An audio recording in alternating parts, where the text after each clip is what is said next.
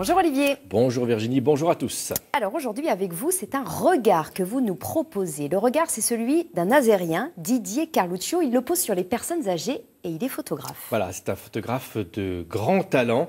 Il exerce depuis une vingtaine d'années et très rapidement, il s'est spécialisé donc dans le portrait de personnes âgées. Didier Carluccio est donc installé à Saint-Nazaire, mais il rayonne sur pas mal de départements.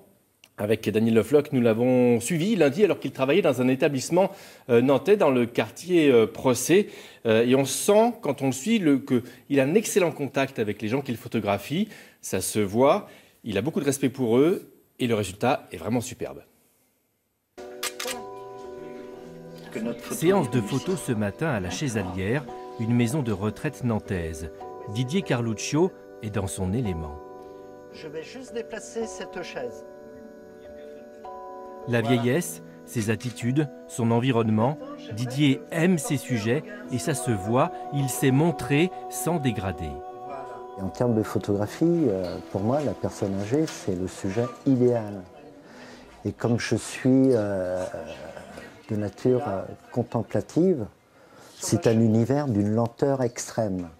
Donc je peux prendre mon temps pour aborder ces gens, les photographier, et au fil du temps, je découvre que je photographie des personnages très intéressants.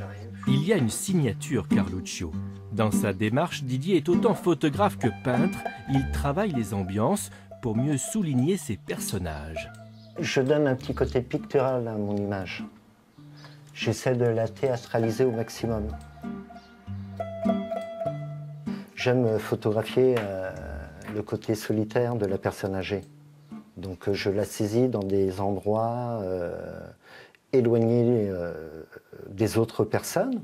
Elle est seule, elle baigne dans un univers graphique. Et puis là, j'essaie de trouver le bon angle pour la saisir.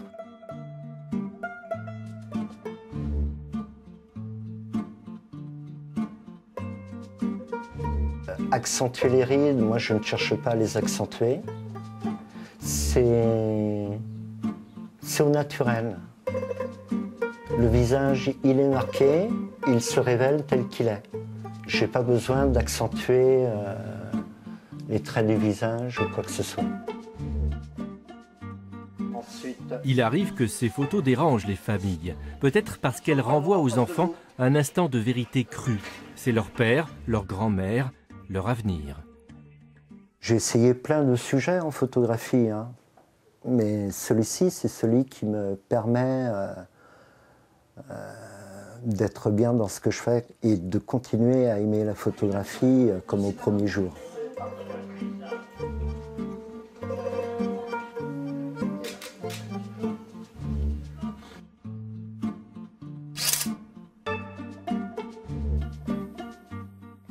Vous disiez qu'il avait du talent, c'est vrai. Elles sont vraiment très belles, ces photos de Didier Carluccio. On peut les voir où? Alors sur son site internet, carluccio-photo.com.